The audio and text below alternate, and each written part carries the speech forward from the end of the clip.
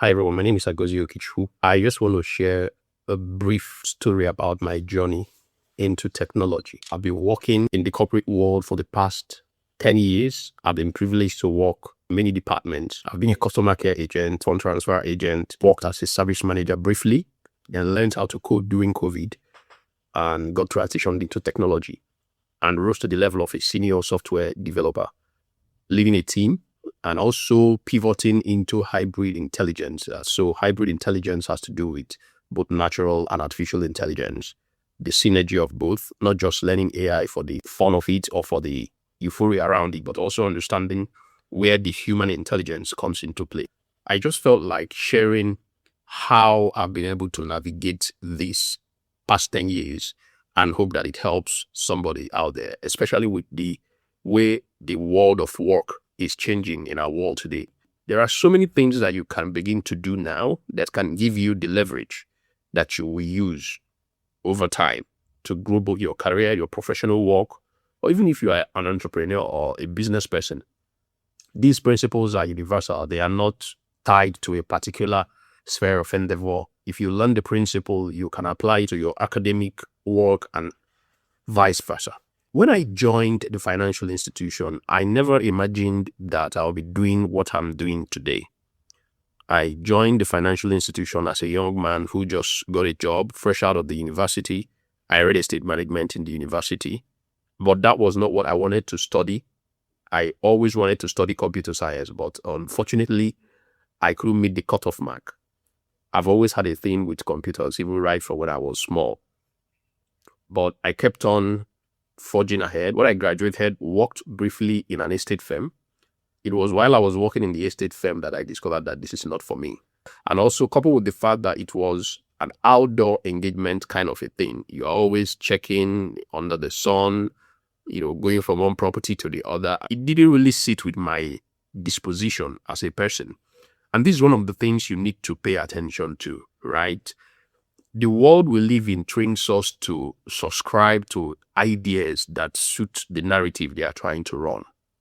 You have not bothered to sit down with yourself to understand what makes you unique, what makes you different. Now, I can tell you this for free because of the benefit of hindsight, looking back so many years and how everything finally connected for me. I think one of the greatest blessings, one of the greatest gifts you can give to yourself is to study you.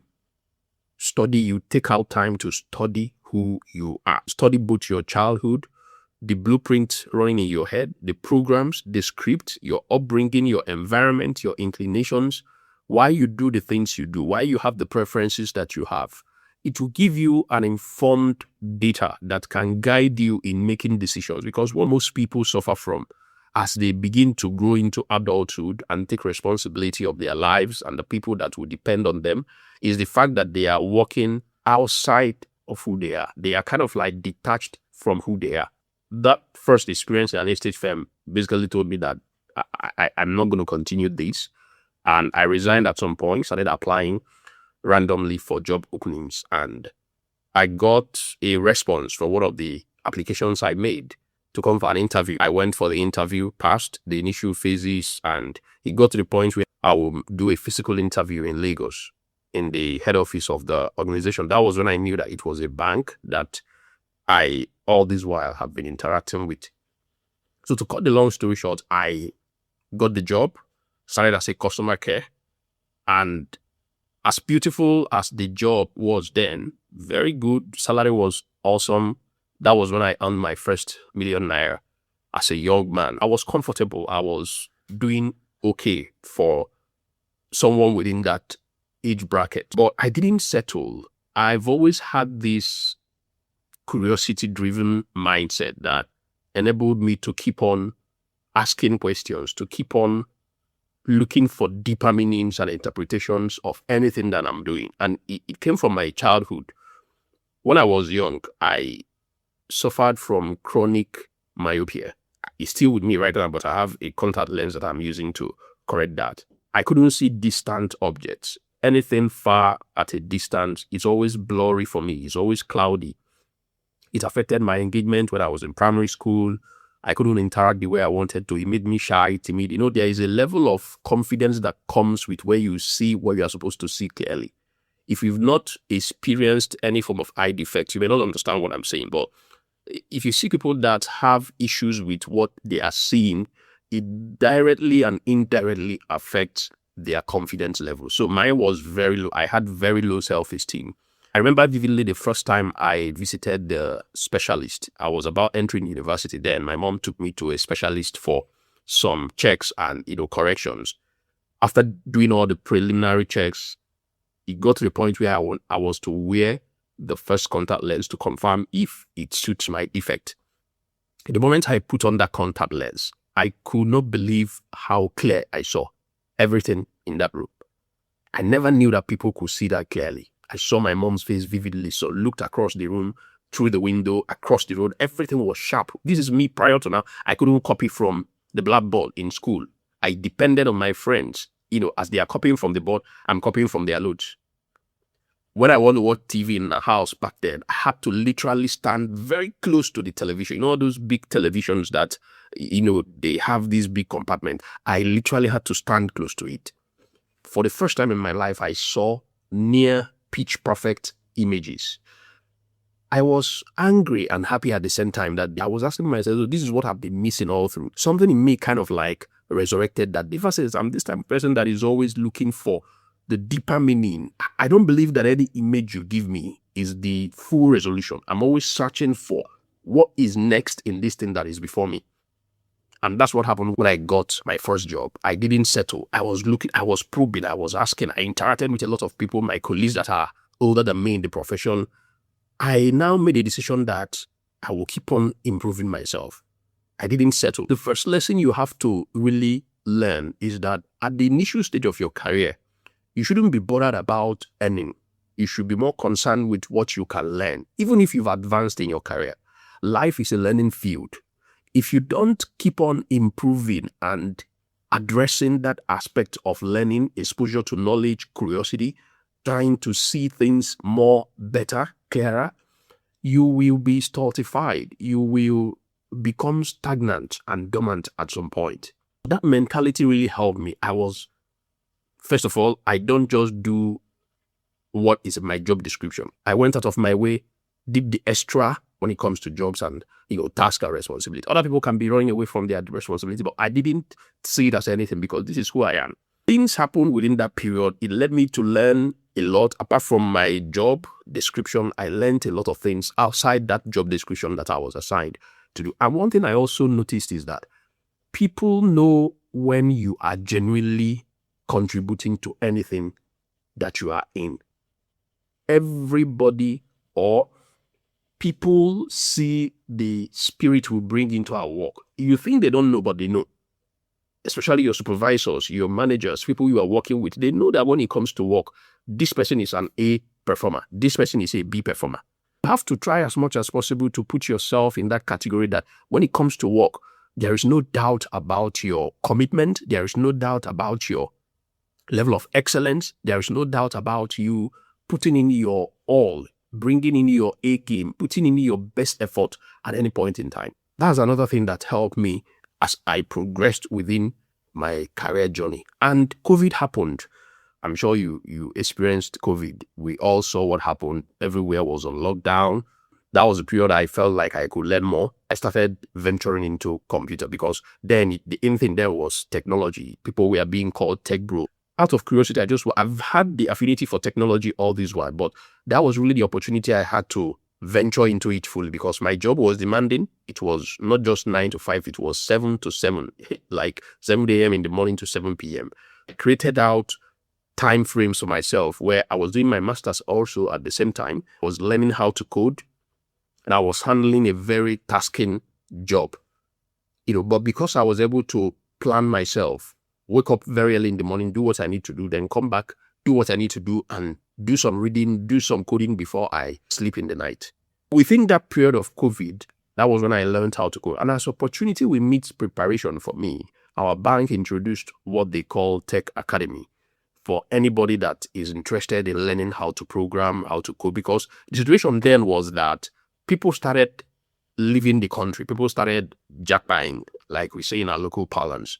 People started looking for greener pastures, and engineers were leaving the banks in their numbers. So the bank thought it wise, instead of employing new sets of people that don't know about the bank's culture, the frame of mind we used to work here, why don't we train people internally so that they can come and take over? That was the opportunity that enabled me to move from customer care, from channel operations to technology. It took a while. We were trained for over 3 months, built an application, did some presentation, and as luck and preparation and providence will have it, I was amongst the few that was selected, and we got transitioned into technology in 2021. Yeah, we got transitioned into technology, and I've grown from a junior developer to mid-level developer to a mid-level developer to a senior, developer, leading a team of engineers.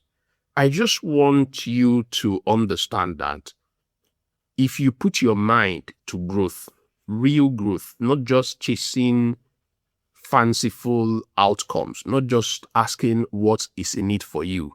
If you are really concerned with adding value to anything you find your hands to do, I can guarantee you that the universe has a way of helping you to grow and consolidate. What is obtainable is, in most work environments, is people that are just there because of the salary they are getting, people that are just there because of the barest minimum that they are contributing, and when extra demand is placed on them, they tend to run away from such responsibility. Don't be that type of person. Always look for ways to add more value, and understand that as you are adding more value to that environment you find yourself in, you are going to be improving yourself. And let me bring in the advent of AI, because a lot is changing in the workplace today. Most of the skills that people used in the past to command value in the work environment, in the corporate world, is losing relevance today. You went to school for 5 years, you learned a particular skill or craft, you applied for a job opening you saw in the company, they interviewed you, they gave you that job because of that skill that you have. AI today is taking away a lot of those privileges from us. Just for instance, it doesn't make any sense for anybody to go start learning basic programming. There's no point anymore, just the way we learned, because then that we learned programming, we wrote HTML, we wrote CSS, both vanilla, JavaScript, and so on, learned all the frameworks, but it doesn't make any sense right now to do that because of the advent of technology and the type of systems we have today. What will you now do when most of the skills that you spent the greater part of your adulthood learning in the university or being thought about, those skills are being taken over by AI? Humanity has always been elevated. Whenever there is technological advancement, a demand is always placed on the people of that era to advance their contribution to the greater innovation that is taking place in the universe. This is not the era for you to be tied to your skill. Look forward to do more. There is something I call DNA, your designated natural ability. Your designated natural ability. That's the only thing that will save you going into the future. The skills that you used to have prior to now, they are becoming obsolete. And you can't turn back the hands of time. This is a very beautiful era to live in. This is the era of abundance. You really can morph and become anything you want to, but you have to understand what is being done, what is necessarily important, because a lot of people distract themselves with AI tools. They use AI tools to create videos, to create pictures, to create images, which is fantastic. But always ask yourself, what is the final outcome? First of all, what is the purpose of me learning this AI tool? What am I trying to build? There is a human intelligence framework I created. Purpose intelligence is number 1 on that list, followed by design intelligence, and followed by emotional intelligence. So before you use any AI tool, always ask yourself, what is the purpose of this interaction? What have I designed, or what am I trying to design out of it? What is the creativity that will come out of it? I don't just want to post it randomly because people are posting or people are using the tool. I saw it on TikTok. I saw it on YouTube. No, you should be asking yourself, what am I producing at the end? If it's in your work, as we are using AI, ask yourself, how do I improve my productivity? How do I shorten the time from me ideating about a problem to finally bringing out a solution? And the last on that is emotional intelligence. So if you can pay close attention to this human intelligence framework, it can also help you to begin to galvanize your abilities, to begin to galvanize your skill, because you have to really unlearn a lot that you've learned prior to now and begin to learn new sets of skills. Anybody that will succeed and stay relevant in the professional environment in the nearest future, you must have the ability to partner with these machines or stay above what these machines can do. Of course, you know that there are things that AI cannot still do. AI has the content, while we have the context as humans.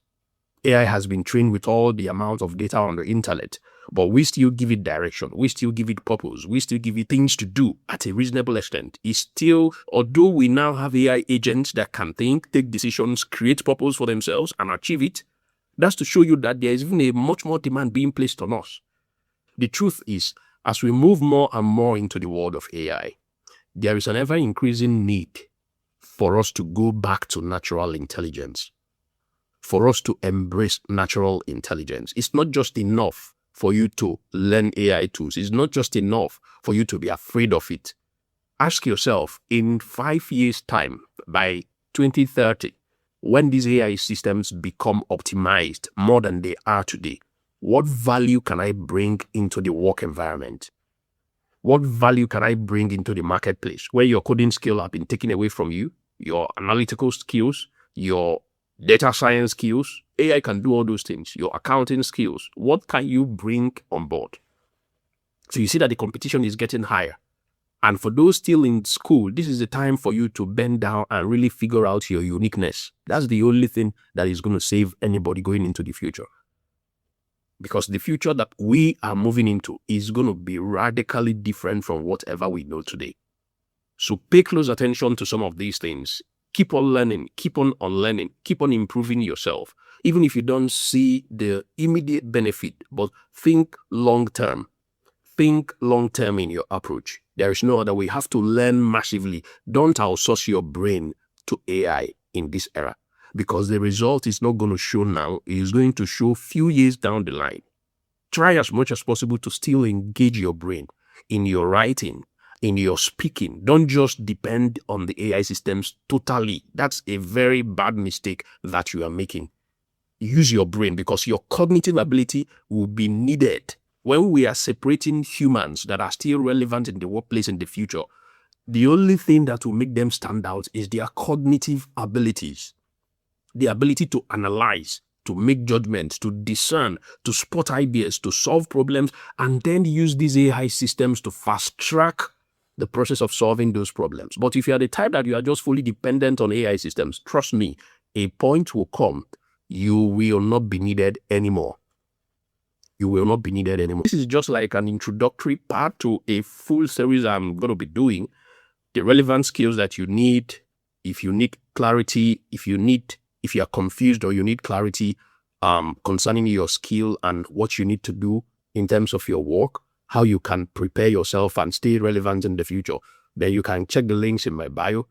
I'm also writing a book, Seeded Intelligence, How to Discover Your DNA in a Noisy World. So these are some of the materials that can help you to prepare yourself, because if you don't prepare yourself, what is coming, which is already here, will make you obsolete. The idea is to re-educate our mind, to raise our level of consciousness, apply some of these things so that once we move into that fully automated future, we will not be the casualty of these AI systems. Rather, we'll partner with it, we give them direction, and we'll use them to produce more results for our company, for our business, and for our individual lives. And I hope this helps you. Please like, subscribe, and share this video if it has helped you.